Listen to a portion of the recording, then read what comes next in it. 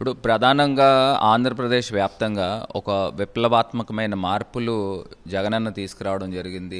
ప్రత్యేకించి మెడికల్ కాలేజెస్ది సుమారుగా 5 మెడికల్ కాలేజెస్ ఆల్రెడీ ఇది థర్డ్ ఇయర్ స్టార్ట్ అవబోతుంది, అకాడమిక్ ఇయర్.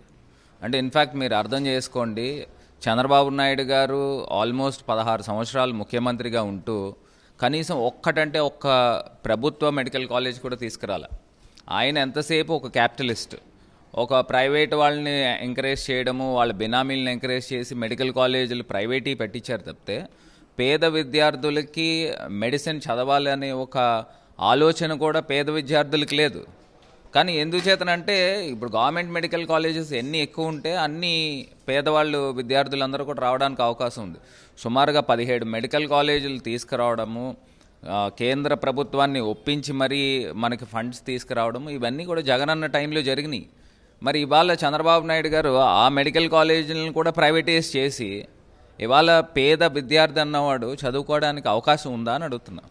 ఇవాళ మీరు చూస్తే ఆల్మోస్ట్ 150 సీట్స్, ఆ 150 సీట్స్ ఒక్కొక్క మెడికల్ కాలేజ్ నుంచి అంటే ఎన్ని వేల మంది పేద విద్యార్థులు, నాకు తెలిసి జగనన్న 17 మెడికల్ కాలేజీలు చూసుకుంటే ఆల్మోస్ట్ 2200 పైన ప్రతి సంవత్సరం కూడా డాక్టర్స్ తయారవుతారు.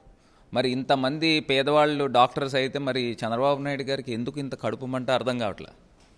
జగనన్న ఖచ్చితంగా అటు మెడికల్ కాలేజీలు అయితే కానివ్వండి, చిన్న పిల్లల దగ్గర నుంచి ప్రైమరీ ఎడ్యుకేషన్ దగ్గర నుంచి నాడు నేడు కింద అద్భుతమైన స్కూల్స్ని మొత్తం అంతా కూడా మాడిఫికేషన్ చేశారు.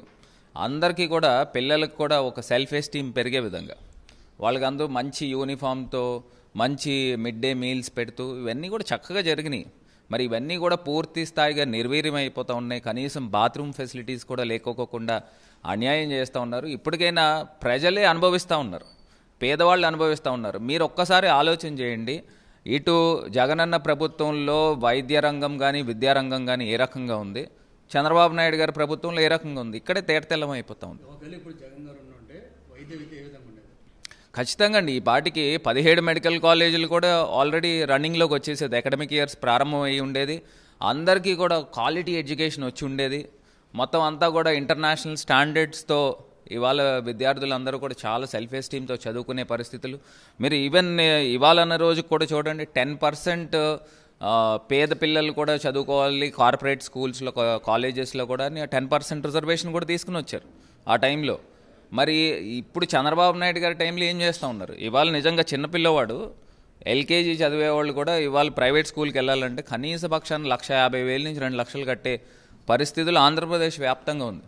మరి జగనన్న టైంలో గవర్నమెంట్ స్కూల్స్లోనే సీట్లు దొరికేవి కాదు, మా బోట వాళ్ళతో రికమెండ్ చేయించుకుని మరి స్కూల్స్లో అడ్మిషన్స్ తీసుకునేవాడు.